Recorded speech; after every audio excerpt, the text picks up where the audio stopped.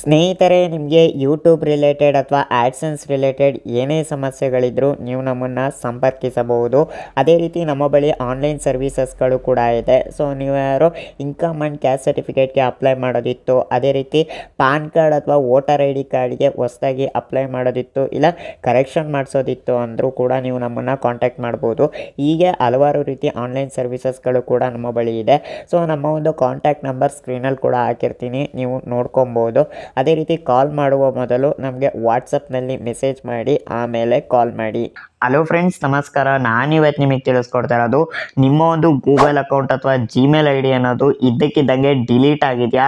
So ಆ ಒಂದು Google account ಅಥವಾ ಜಿಮೇಲ್ ಐ ಡಿನ ನೀವು ಲಾಗಿನ್ ಮಾಡೋದಕ್ಕೆ ಹೋದರೆ your account will be deleted in 29 days, 28 days, 27 days ಅಂತ ಏನಾದರೂ ಶೋ ಆಗ್ತಿದೆಯಾ? ಸೊ ಈ ಒಂದು ಪ್ರಾಬ್ಲಮ್ನ ಯಾವ ರೀತಿ ಸಾಲ್ವ್ ಮಾಡ್ಕೊಳ್ಳೋದು, ಅದೇ ರೀತಿ ನಮ್ಮ ಒಂದು ಗೂಗಲ್ ಅಕೌಂಟ್ನ ಏನಕ್ಕೆ ಇದ್ದಕ್ಕಿದ್ದಂಗೆ ಡಿಲೀಟ್ ಮಾಡ್ತಾರೆ, ಸೊ ಮತ್ತು ಈ ಒಂದು ಗೂಗಲ್ ಅಕೌಂಟು ಡಿಲೀಟ್ ಆಯಿತು ಅಂದರೆ ನಮಗೆ ಏನೇನೆಲ್ಲ ಒಂದು ಪ್ರಾಬ್ಲಮ್ ಆಗುತ್ತೆ, ಸೊ ಇದ್ರ ಬಗ್ಗೆ ಎಲ್ಲ ಈ ಒಂದು ವಿಡಿಯೋದಲ್ಲಿ ಡೀಟೇಲ್ ಆಗಿ ತಿಳಿಸ್ಕೊಡ್ತೀನಿ. ಅದೇ ರೀತಿ ಈ ಒಂದು ಗೂಗಲ್ ಅಕೌಂಟ್ನ ಯಾವ ರೀತಿ ರಿಕವರಿ ಮಾಡ್ಕೊಳ್ಳೋದು ಈ ಒಂದು ಪ್ರಾಬ್ಲಮ್ ಬಂದಾಗ ಅಂತ ಕೂಡ ತಿಳಿಸ್ಕೊಡ್ತೀನಿ. ಸೊ ಈ ಒಂದು ವಿಡಿಯೋನ ಎಲ್ಲೂ ಸ್ಕಿಪ್ ಮಾಡ್ದೇನೆ ಕೊನೆ ತನಕ ನೋಡಿ.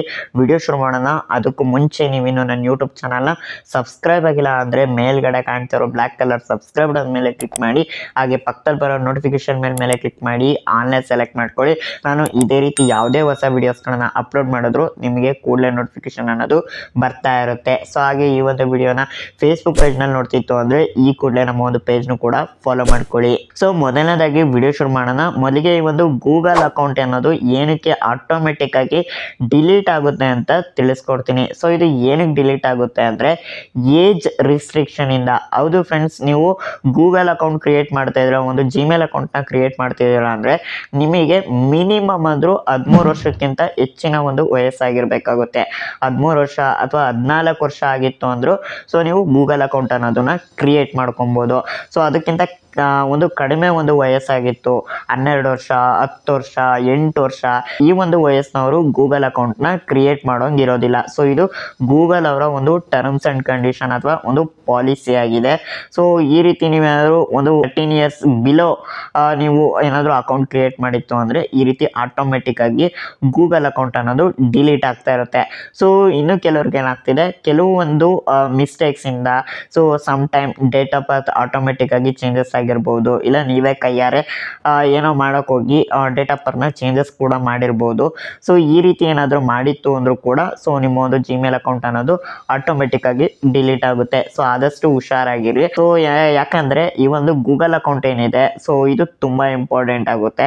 ಈ ಒಂದು ಗೂಗಲ್ ಅಕೌಂಟಲ್ಲಿ ನಮ್ಮ ಒಂದು ಕಾಂಟ್ಯಾಕ್ಟ್ಸ್ ಇರುತ್ತೆ, ಇಮೇಲ್ಸ್ಗಳಿರುತ್ತೆ, ಫೋಟೋಸ್ಗಳಿರುತ್ತೆ. ಅಷ್ಟೇ ಯಾಕೆ, ಇತ್ತೀಚೆಗೆ ತುಂಬ ಜನ ಯೂಟ್ಯೂಬಲ್ಲಿ ಕಂಟೆಂಟ್ ಕ್ರಿಯೇಟ್ ಮಾಡ್ತಾ ಇರ್ತಾರೆ. ಹೌದು, ಯೂಟ್ಯೂಬ್ ಚಾನಲ್ ಕೂಡ ಜಿಮೇಲಿಂದಲೇ ಇರುತ್ತೆ. ಸೊ ಹಾಗಾಗಿ ಯೂಟ್ಯೂಬ್ ಚಾನಲ್ ಕೂಡ ಹೊರಟೋಗುತ್ತೆ. ಸೊ ಈ ರೀತಿ ಅನೇಕ ಒಂದು ಗೂಗಲ್ ಪ್ರಾಡಕ್ಟ್ಸ್ ಇದೆ. ಸೊ ಆ ಎಲ್ಲ ಪ್ರಾಡಕ್ಟ್ಸಿಂದು ಕಂಪ್ಲೀಟ್ ಆಕ್ಸೆಸ್ ಅನ್ನೋದು ಹೊರಟೋಗ್ಬಿಡುತ್ತೆ. ಸೊ ಆದಷ್ಟು ಹುಷಾರಾಗಿರಿ ಅಂತ ಹೇಳ್ತೀನಿ ಈ ಒಂದು ಡೇಟ್ ಆಫ್ ಬರ್ತ್ನಲ್ಲಿ. ಸೊ ಹಾಗಾದರೆ ಇದನ್ನು ಯಾವ ರೀತಿ ಸರಿ ಮಾಡ್ಕೊಳ್ಳೋದು ಅಂತ ನೀವು ಕೇಳ್ಬೋದು. ಸೊ ಇದನ್ನು ಯಾವ ರೀತಿ ಸರಿ ಮಾಡ್ಕೊಳ್ಳೋದು ಅಂತ ಕೂಡ ತಿಳಿಸ್ಕೊಡ್ತೀನಿ. ಸೊ ನಾನು ಮೊದಲನೇದಾಗಿ ನಾನು ಒಂದು ಮೊಬೈಲ್ನ ಓಪನ್ ಮಾಡ್ಕೊತೀನಿ.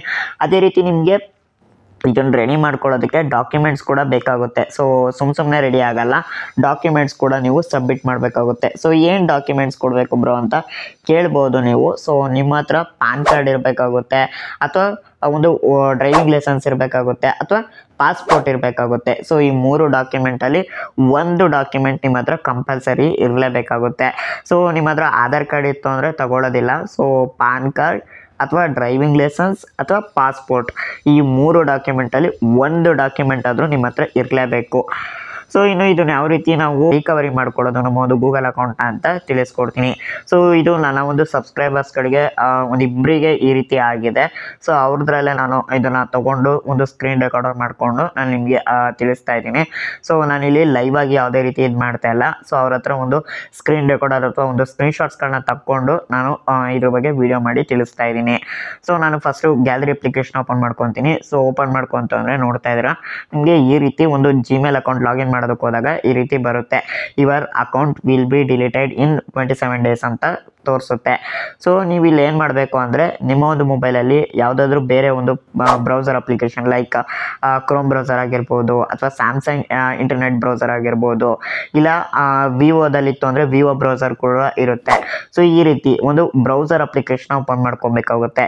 ಸೊ ಓಪನ್ ಮಾಡ್ಕೊಂಡ ನಂತರ ನೀವಲ್ಲಿ ಗೂಗಲ್ ಅಂತ ಸರ್ಚ್ ಮಾಡಬೇಕಾಗುತ್ತೆ. ಸೊ ಗೂಗಲ್ ಅಂತ ಸರ್ಚ್ ಮಾಡ್ತು ಅಂದರೆ ನಿಮಗೆ ಈ ರೀತಿ ಬರುತ್ತೆ ಒಂದು ಮೊದಲನೇ ವೆಬ್ಸೈಟು. ಸೊ ಈ ಒಂದು ಮೊದಲನೇ ವೆಬ್ಸೈಟ್ ಮೇಲೆ ಕ್ಲಿಕ್ ಮಾಡ್ಕೊಳ್ಳಿ. ಕ್ಲಿಕ್ ಮಾಡ್ಕೊಂತು ಅಂದರೆ ನಿಮಗೆ ಈ ರೀತಿ ಒಂದು ಇಂಟರ್ಫೇಸ್ ಬರುತ್ತೆ. ಸೊ ಇಲ್ಲಿ ರೈಟ್ ಸೈಡ್ನಲ್ಲಿ ಸೈನ್ ಇನ್ ಅಂತ ಇದೆ ನೋಡಿ. ಸೊ ಈ ಒಂದು ಆಪ್ಷನ್ ಮೇಲೆ ಕ್ಲಿಕ್ ಮಾಡ್ಕೊಳ್ಳಿ. ಕ್ಲಿಕ್ ಮಾಡ್ಕೊಂಡ ನಂತರ ನೆಕ್ಸ್ಟ್ ನಿಮ್ಗೆ ಈ ರೀತಿ ಬರುತ್ತೆ. ಇಲ್ಲಿ ನಿಮ್ಮ ಒಂದು ಜಿಮೇಲ್ ಅಕೌಂಟ್ ಅಂದರೆ ಯಾವ ಒಂದು ಜಿಮೇಲ್ ಅಕೌಂಟ್ ಡಿಲೀಟ್ ಆಗಿದೆ, ಸೊ ಒಂದು ಜಿಮೇಲ್ ಐ ಡಿನ ನೀವು ಇಲ್ಲಿ ಎಂಟರ್ ಮಾಡ್ಕೊಬೇಕಾಗುತ್ತೆ. ಸೊ ಎಂಟರ್ ಮಾಡ್ಕೊಂಡ ನಂತರ ನೆಕ್ಸ್ಟು ಪಾಸ್ವರ್ಡ್ ಕೇಳುತ್ತೆ. ಸೊ ಒಂದು ಪಾಸ್ವರ್ಡ್ನು ಕೂಡ ಎಂಟರ್ ಮಾಡ್ಕೊಬೇಕಾಗುತ್ತೆ. ಸೊ ಎಂಟರ್ ಮಾಡ್ಕೊಂಡ ನಂತರ ನೆಕ್ಸ್ಟ್ ನಿಮಗೆ ಈ ರೀತಿ ಬರುತ್ತೆ. ಸೊ ಇಲ್ಲಿ ನೀವು 2 ಸ್ಟೆಪ್ ವೆರಿಫಿಕೇಷನ್ ಕೂಡ ವೆರಿಫೈ ಮಾಡಬೇಕಾಗುತ್ತೆ. ಸೊ ಅಲ್ಲಿ ಹಾಗಾಗಿ ನೀವು ಇಲ್ಲಿ ಗೆಟ್ ಅ ವೆರಿಫಿಕೇಷನ್ ಕೋಡ್ ಅಂತ ಇದೆ ನೋಡಿ.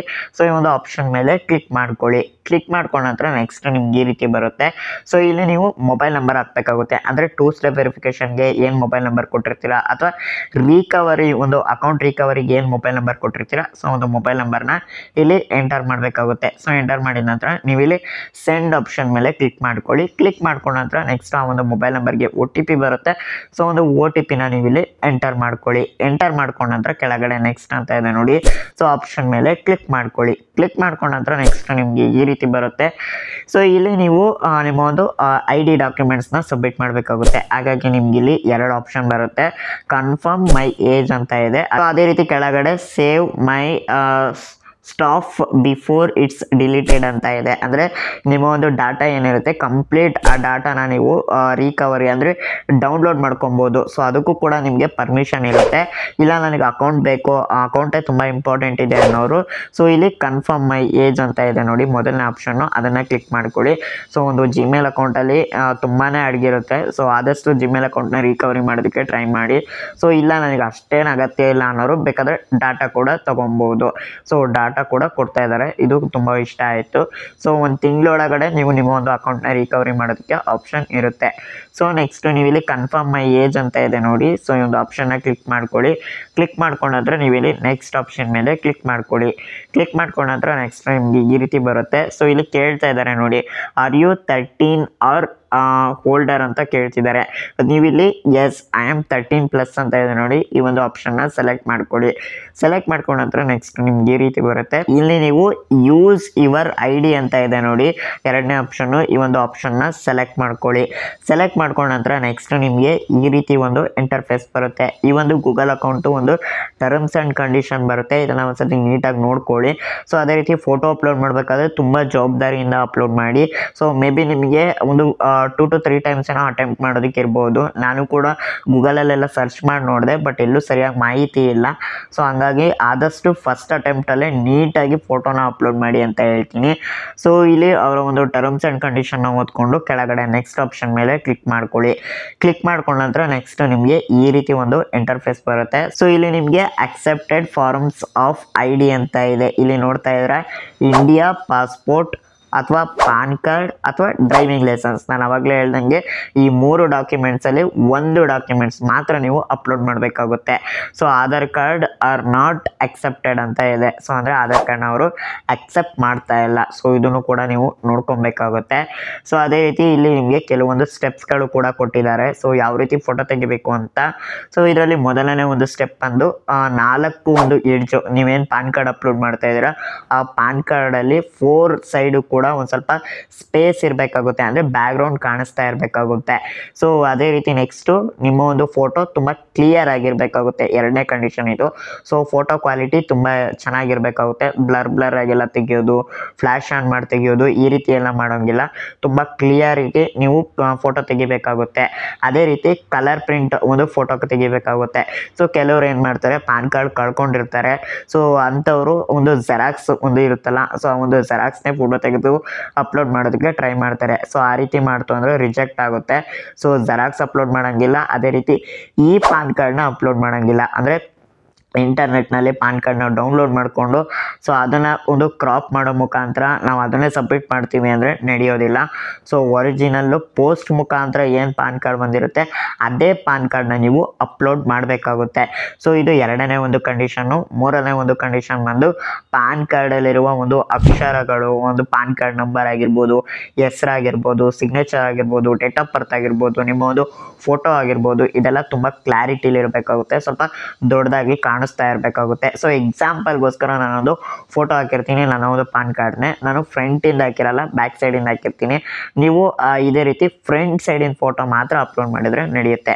ಸೊ ನಾನು ನಿಮಗೆ ಬ್ಯಾಕ್ ಸೈಡಿನ ಮಾತ್ರ ತೋರಿಸ್ತಾ ಇದ್ದೀನಿ, ನೀವು ಈ ರೀತಿನೇ ಒಂದು ಫ್ರಂಟ್ ಫೋಟೋನ ಅಪ್ಲೋಡ್ ಮಾಡಬೇಕಾಗುತ್ತೆ. ಸೊ ಇಲ್ಲಿ ನೆಕ್ಸ್ಟ್ ಆಪ್ಷನ್ ಮೇಲೆ ಕ್ಲಿಕ್ ಮಾಡ್ಕೊಳ್ಳಿ. ಕ್ಲಿಕ್ ಮಾಡ್ಕೊಂಡ ನಂತರ ನೆಕ್ಸ್ಟ್ ನಿಮಗೆ ಕ್ಯಾಮ್ರಾ ಪರ್ಮಿಷನ್ ಕೇಳುತ್ತೆ. ಸೊ ಇಲ್ಲಿ ಕ್ಯಾಮ್ರಾ ಪರ್ಮಿಷನ್ಗೆ ಅಲೋ ಕೊಡಿ. ಅದೇ ರೀತಿ ಗ್ಯಾಲರಿ ಪರ್ಮಿಷನ್ ಕೂಡ ಕೇಳುತ್ತೆ, ಅದಕ್ಕೂ ಕೂಡ ಅಲೋ ಕೊಡಿ. ಅದಾದ ನಂತರ ನೆಕ್ಸ್ಟ್ ನೀವು ಇಲ್ಲಿ ಮೀಡಿಯಾ ಪಿಕ್ಕರ್ ಅಂತ ಇದೆ ನೋಡಿ, ಸೊ ಈ ಒಂದು ಆಪ್ಷನ್ನ ಸೆಲೆಕ್ಟ್ ಮಾಡ್ಕೊಳ್ಳಿ. ಸೊ ಈ ಒಂದು ಆಪ್ಷನ್ ಸೆಲೆಕ್ಟ್ ಮಾಡ್ಕೊಂಡ ನಂತರ ನೀವೇನು ಫೋಟೋ ತೆಗೆದಿಟ್ಕೊಂಡಿರ್ತೀರ ಪಾನ್ ಕಾರ್ಡ್ದು, ಸೊ ಒಂದು ಫೋಟೋನ ಅಪ್ಲೋಡ್ ಮಾಡಿ. ಸೊ ಅಪ್ಲೋಡ್ ಮಾಡಿದ ನಂತರ ನೆಕ್ಸ್ಟ್ ನಿಮ್ಗೆ ಈ ರೀತಿ ಬರುತ್ತೆ. ಸೊ ಇಲ್ಲಿ ನಿಮ್ಮ ಒಂದು ಡೇಟ್ ಆಫ್ ಬರ್ತ್ ತೋರಿಸುತ್ತೆ. ಸೊ ಇದೇನಾ ನಿಮ್ಮ ಒಂದು ಡೇಟ್ ಆಫ್ ಬರ್ತು ಪಾನ್ ಕಾರ್ಡಲ್ಲಿರೋದು ಅಂತ. ಸೊ ಇದೇ ಇತ್ತು ಅಂದರೆ ನೀವು ಇಲ್ಲಿ ದಿಸ್ ಈಸ್ ಕರೆಕ್ಟ್ ಅಂತ ಇದೆ ನೋಡಿ, ಸೊ ಒಂದು ಆಪ್ಷನ್ನ ಸೆಲೆಕ್ಟ್ ಮಾಡ್ಕೊಳ್ಳಿ. ಇಲ್ಲ ಡೇಟ್ ಆಫ್ ಬರ್ತ್ ತಪ್ಪಾಗಿದೆ ಅಂದರೆ ದಿಸ್ ಈಸ್ ಇನ್ಕರೆಕ್ಟ್ ಅಂತ ಇದೆ ನೋಡಿ. ಸೊ ಈ ಒಂದು ಆಪ್ಷನ್ನ ಕ್ಲಿಕ್ ಮಾಡಿಕೊಂಡು ಡೇಟ್ ಆಫ್ ಬರ್ತ್ನ ಚೇಂಜ್ ಮಾಡಿಕೊಂಡು ಮತ್ತೆ ಪುನಃ ನೀವು ಪಾನ್ ಕಾರ್ಡ್ನ ಅಪ್ಲೋಡ್ ಮಾಡ್ಬೋದು. ಸೊ ಅದಕ್ಕೂ ಕೂಡ ಆಪ್ಷನ್ ಇರುತ್ತೆ. ಸೊ ಯಾವುದೇ ರೀತಿ ನೀವು ಭಯ ಪಡೋವಂಥ ಅವಶ್ಯಕತೆ ಇಲ್ಲ. ಸೊ ನೆಕ್ಸ್ಟ್ ನೀವು ಇಲ್ಲಿ ದಿಸ್ ಈಸ್ ಕರೆಕ್ಟ್ ಅಂತ ಇದೆಯಲ್ಲ, ಸೊ ಈ ಒಂದು ಆಪ್ಷನ್ ಮೇಲೆ ಕ್ಲಿಕ್ ಮಾಡ್ತು ಅಂದರೆ ನಿಮಗೆ ಈ ರೀತಿ ಬರುತ್ತೆ, ಯು ಆರ್ ಆಲ್ ಸೆಟ್ ಅಂತ. ಸೊ ಅಂದರೆ ನನಗೆ ಇಮಿಡಿಯೇಟ್ ಈ ಒಂದು ವೆರಿಫಿಕೇಷನ್ ಅದು ಆಗೋಯ್ತು. ಸೊ ಕೆಲವ್ರಿಗೆ ಇಮಿಡಿಯೇಟಾಗಿ ಆಗೋದಿಲ್ಲ, ಯಾಕಂದರೆ ಪಾನ್ ಕಾರ್ಡು ಸರಿಯಾಗಿ ಫೋಟೋ ತೆಗೆದಿರೋದಿಲ್ಲ. ಸೊ ಎಲ್ಲೋ ಒಂದು ಜಾಗದಲ್ಲಿ ಕತ್ಲೆಯಲ್ಲಿ ತೆಗೆದಿರ್ತಾರೆ, ಇಲ್ಲ ಫ್ಲ್ಯಾಶ್ ಲೈಟ್ ಆನ್ ಮಾಡಿ ತೆಗೆದಿರ್ತಾರೆ, ಇಲ್ಲ ಫೋಟೋ ಬ್ಲರ್ ಆಗಿರುತ್ತೆ. ಸೊ ಈ ರೀತಿ ಏನಾದರೂ ಇಶ್ಯೂ ಇತ್ತು ಅಂದರೆ ಸೊ ಇಮಿಡಿಯೇಟ್ ವೆರಿಫಿಕೇಷನ್ ಆಗಲ್ಲ. ಸೊ ಸ್ವಲ್ಪ ಟೈಮ್ ತೊಗೊತಾರೆ. ಸೊ ಒಂದು 2 days ಅಂತೂ ಟೈಮ್ ತೊಗೊತಾರೆ. ಸೊ ಆ 2 daysಲ್ಲಿ ನಿಮಗೆ ಅಪ್ಡೇಟ್ ಅನ್ನೋದು ಸಿಕ್ಬಿಡುತ್ತೆ. ಸೊ ಆದಷ್ಟು ಪದೇ ಪದೇ ಲಾಗಿನ್ ಮಾಡೋದಕ್ಕೆ ಟ್ರೈ ಮಾಡ್ತಾ ಇರಿ. ಸೊ ಏನಾದರೂ ಅಕೌಂಟು ಆ್ಯಕ್ಟಿವೇಟ್ ಮಾಡಿದಾರಾ ಏನು ಅಂತ ಚೆಕ್ ಮಾಡ್ಕೊತಾ ಇರಿ. ಅಂದರೆ ಪದೇ ಪದೇ ಅಂದರೆ 5 ನಿಮಿಷ ಬಿಟ್ಟು 10 ನಿಮಿಷ ಬಿಟ್ಟೆಲ್ಲ ಟ್ರೈ ಮಾಡೋದಕ್ಕೆ ಹೋಗಬೇಡಿ. ಸೊ ಒಂದು 6 hours 7 hours ಬಿಟ್ಟು ಟ್ರೈ ಮಾಡ್ತಾ ಇರಿ. ಡೆಫಿನೆಟ್ಲಿ ನಿಮ್ಮ ಒಂದು ಅಕೌಂಟ್ನ ರಿಕವರಿ ಮಾಡಿಬಿಟ್ಟು ನಿಮಗೆ ವಾಪಸ್ ಕೊಟ್ಟಿರ್ತಾರೆ. ಸೊ ಈ ರೀತಿ ನೀವು ಒಂದು 5 to 6 hours ಒನ್ಸು ನೀವು ಚೆಕ್ ಮಾಡ್ಕೊತಾ ಇರಿ ಅಂತ ಹೇಳ್ತೀನಿ. ಸೊ ಈ ರೀತಿ ನಿಮ್ಗೆ ಏನಾದರೂ ಇಮಿಡಿಯೇಟ್ ಆಯಿತು ಅಂದರೆ ನೀವು ಇಲ್ಲಿ ಸೈನ್ ಇನ್ ಅಂತ ಇದೆ ನೋಡಿ, ಇದನ್ನು ಕ್ಲಿಕ್ ಮಾಡಿಕೊಂಡು ಮತ್ತೆ ಪುನಃ ಇಮೇಲ್ ID ಪಾಸ್ವರ್ಡ್ ಹಾಕೋ ಮುಖಾಂತರ ನೀವು ಲಾಗಿನ್ ಮಾಡ್ಕೊಬೋದು. ಸೊ ಈ ರೀತಿ ನೀವು ನಿಮ್ಮ ಒಂದು ಜಿಮೇಲ್ ಅಕೌಂಟ್ನ ರಿಕವರಿ ಮಾಡ್ಬೋದು. ಇಫ್ ಇನ್ ಕೇಸ್ ನಿಮಗೆ ಈ ರೀತಿ ಏನಾದರೂ ಇಶ್ಯೂ ಬಂದಿತ್ತು ಅಂದರೆ ಸೊ ಈ ರೀತಿ ರಿಕವರಿ ಮಾಡ್ಕೊಬೋದು. ಸೊ ಇನ್ನು ಈ ಒಂದು ವಿಡಿಯೋ ಇಷ್ಟ ಆಗಿತ್ತು, ಅದೇ ರೀತಿ ಒಂದು ವಿಡಿಯೋ ಹೆಲ್ಪ್ಫುಲ್ ಆಯಿತು ಅಂದರೆ ವಿಡಿಯೋಗೆ ಲೈಕ್ ಮಾಡಿ. ಹಾಗೆ ಈ ಒಂದು ವಿಡಿಯೋನ ನಿಮ್ಮ ಒಂದು ಫ್ರೆಂಡ್ಸ್ ಫ್ಯಾಮಿಲಿ ಮೆಂಬರ್ಸ್ಗಳ ಜೊತೆ ಸೋಷಿಯಲ್ ಮೀಡಿಯಾಗಳಲ್ಲಿ ಶೇರ್ ಮಾಡಿ.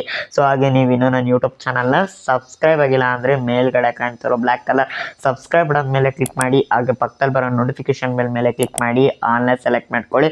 ನಾನು ಇದೇ ರೀತಿ ಯಾವುದೇ ಹೊಸ ವಿಡಿಯೋಸ್ಗಳನ್ನ ಅಪ್ಲೋಡ್ ಮಾಡಿದ್ರು ನಿಮಗೆ ಕೂಡಲೇ ನೋಟಿಫಿಕೇಶನ್ ಅನ್ನೋದು ಬರ್ತಾ ಇರುತ್ತೆ. ಸೊ ಹಾಗೆ ಈ ವಿಡಿಯೋ ಅನಿಸಿಕೆ ಅಭಿಪ್ರಾಯಗಳನ್ನು ಕೂಡ ಕಮೆಂಟ್ ಸೆಕ್ಷನಲ್ಲಿ ಕಮೆಂಟ್ ಮಾಡಿ ತಿಳಿಸಿ. ಸೊ ಹಾಗೆ ನೀವಿನ್ನೂ ನನ್ನ Telegram channel, WhatsApp channel, Instagram ಮತ್ತು ಫೇಸ್ಬುಕ್ ಪೇಜ್ನಲ್ಲಿ ನನ್ನನ್ನು ಫಾಲೋ ಮಾಡ್ತಾ ಇಲ್ಲ ಅಂದರೆ ಈ ಕೂಡಲೇ ಫಾಲೋ ಮಾಡ್ಕೊಳ್ಳಿ. So thank you.